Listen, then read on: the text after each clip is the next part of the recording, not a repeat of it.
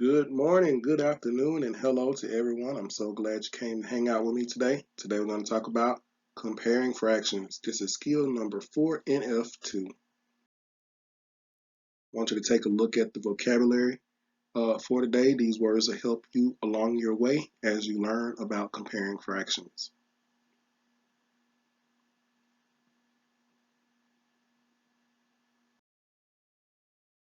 All right, so let's jump into it. So in third grade, we learned that we can compare fractions by looking at the denominators and the numerators. If the denominators are the same, then we'll choose the higher numerator. If the numerators are the same, we'll choose the lower denominator, and I'll show you what I mean.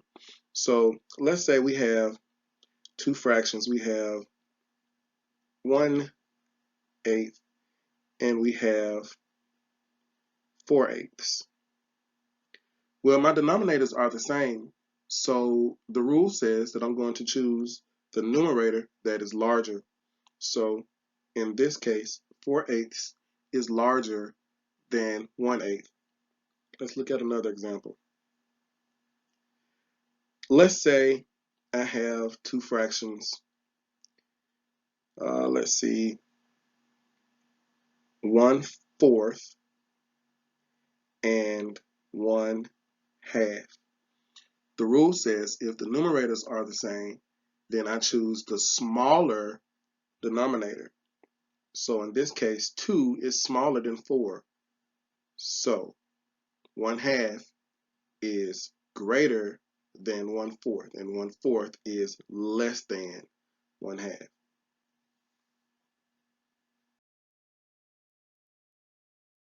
Okay, so let's learn how to compare fractions the fourth grade way. Let's look at the example. It says, use models to write a comparison statement. To compare fractions using models, it helps to divide the models into the same number of equal parts. The first model is divided into two equal parts, and one part is shaded, so the first model shows 1/2. The second model is divided into three equal parts, and two parts are shaded, so the second model shows 2/3.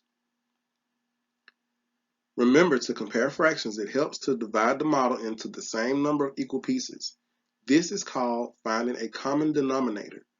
The least common denominator is the least common multiple of 2 and 3, which is 6.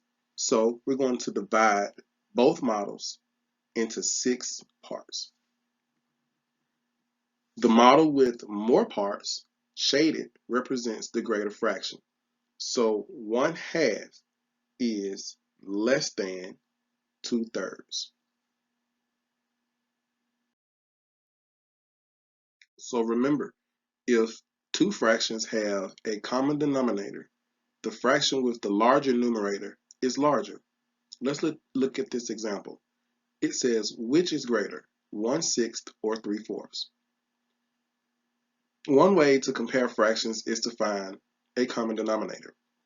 The least common denominator is the least common multiple of 6 and 4, which is 12. So we're going to multiply both fractions by a fraction that is equivalent to 1 so that both fractions have 12 as their denominator. All right, so let's look at 1/6. How do I get 1/6 to have a 12 on the bottom?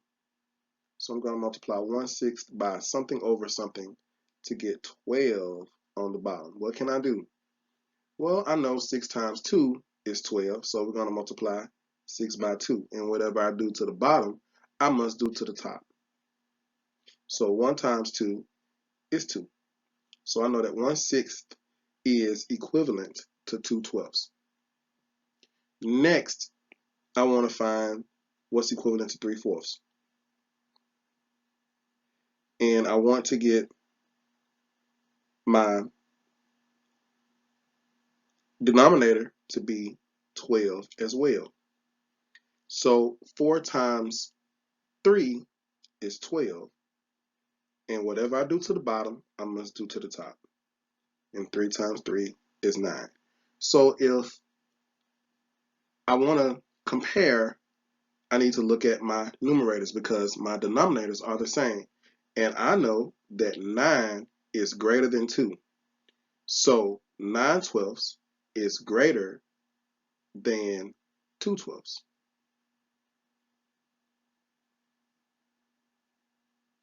So that would make 1/6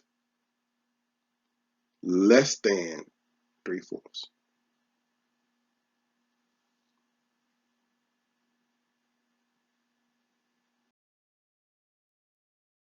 Now let's look at one last example.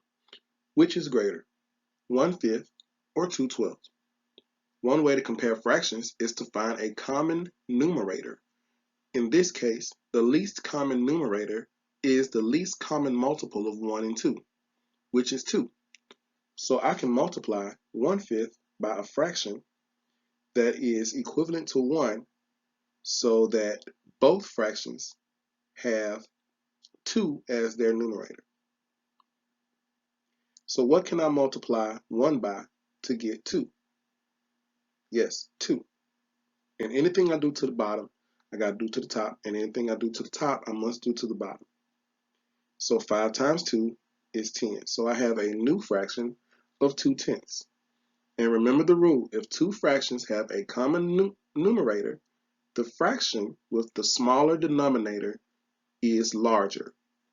So let's compare the denominators, 10 and 12.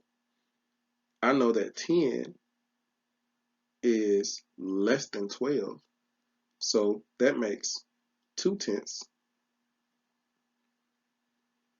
greater than 2/12.